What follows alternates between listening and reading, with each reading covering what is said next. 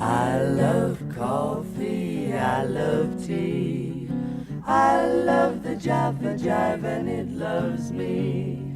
Coffee. Going from the area of environmental protection and building a sense of community. Now, can we talk about a little bit about traffic calming and how that fits into the transformation now, where the Institute for Traffic Engineers, which is the ITE, is working with the Congress for the New Urbanism, which is our kind of parent organization, to come up with a design manual to create roadways that have all the types of traffic calming elements, from medians to street trees to bike lanes, to safer sidewalks, to crosswalks, to bulb outs, to roundabouts, all these different techniques that slow the traffic but allow the volumes of cars to continue to move. So folks want to continue to move at a pretty steady rate. Yes. But the question is to reduce the speed and increase the safety and overall add to the quality of the development, and that is traffic calming.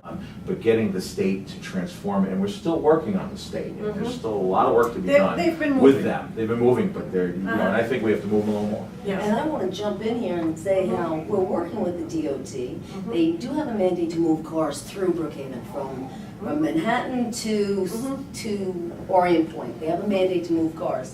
But they also have a mandate to be context sensitive. So our obligation in local government is to give them the context. We didn't have the context before. We had sprawl, commercial development. And they said, okay, well now we're moving. Now we're saying we have central business districts, and these are their limits. And when you're going to go through these central business districts, God willing, you're going to calm down. You're going to realize that you're not going 50 miles an hour any longer. You're still going to move through it. We're going to still move your volume. But when they're going through our central business districts along all our major transportation routes, people are going to be safe. Pedestrians are going to be safe. You're not going to see that woman with the stroller in the road dodging cars any longer, because we're going to have those pet amenities, and we're going to have the calming that you mentioned before, landscaping and on-street parking that you have in Northport, and we have in Center Moriches, and we have in East Moriches, and we have it in Port Jefferson, but we don't have it on those major arterials.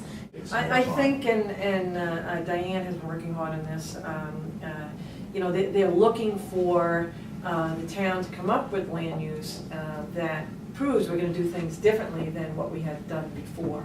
And part of that is taking the pressure off of 25. And how do we do that? How do we plan for both a safe street on the major arterials and still move traffic? What we've been doing is, I have to just say, one of the shining moments of my career was when we used to go into the DOT and say, don't build those roads like that anymore. No, we don't want them. We don't want suicide lanes. Here's the stats. Didn't matter. He said, show us that your town board supports what your planning people are saying. We were able to walk in there with the Core Middle Island Ridge Land Use Plan and do that. And they stood up and they said, now we're going to have to reconsider our design. That was our goal. So and from there we've moved into, guys, we have the political will to do this type of more sustainable planning. And you're going to go along with us regardless, because you have a mandate. So what we've done, though, recognizing that they have to move cars, they're major state arterials, they're coming from Manhattan to Orient, and they're going to go through our town, is we started to try to take some pressure off of the major arterials by opening up the grid, is the planning term. Well, I think the best way to describe it is when you go into a village center or a town center, you don't just have one way. You have many options. You don't just have Main Street. You have First Street, Second Street, Third Street. You've got, so if there's traffic on Main Street, you can take a back road, and get through town. And alternate routes through town, and there's service routes and business routes and so on. We've said so far that smart growth helps the environment by preserving open space, funneling development into higher density centers that have a mix of use. It creates a sense of community, a sense of identity for those communities. It also helps to create safer streetscapes. Is there, therefore, with all those benefits, is there a market for smart growth currently within the town of Brookhaven?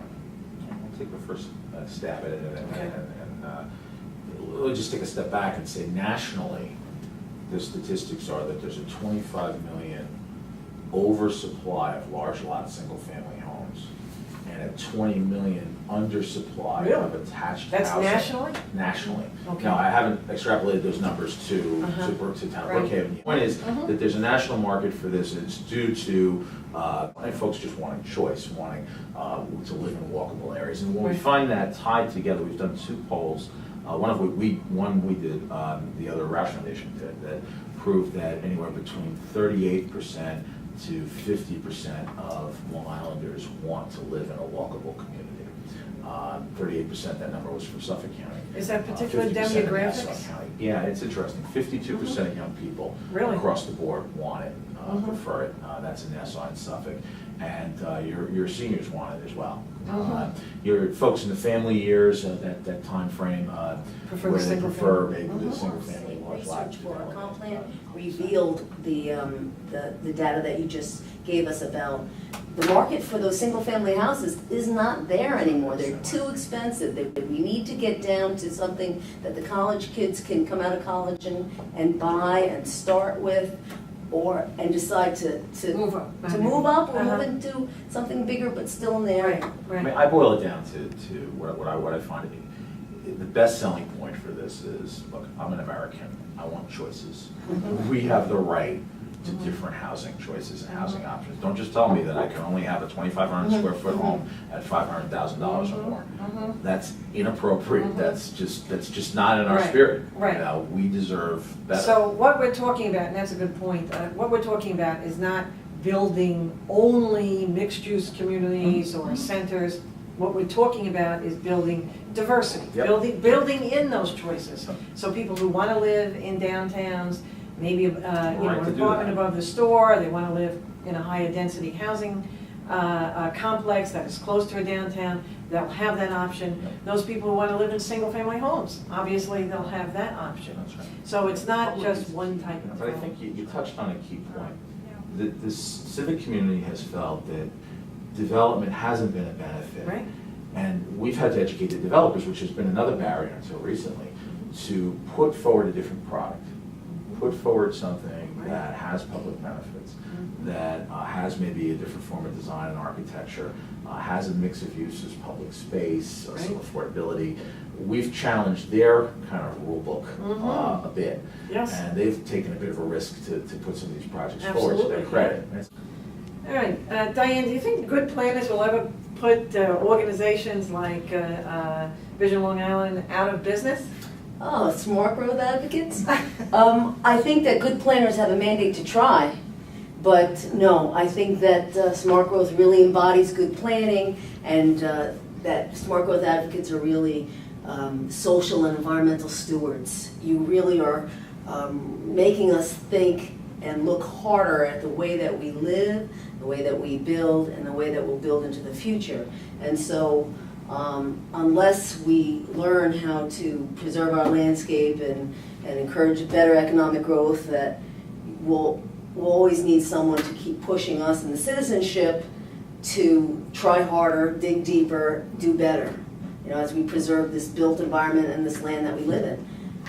I can only hope. I can only hope.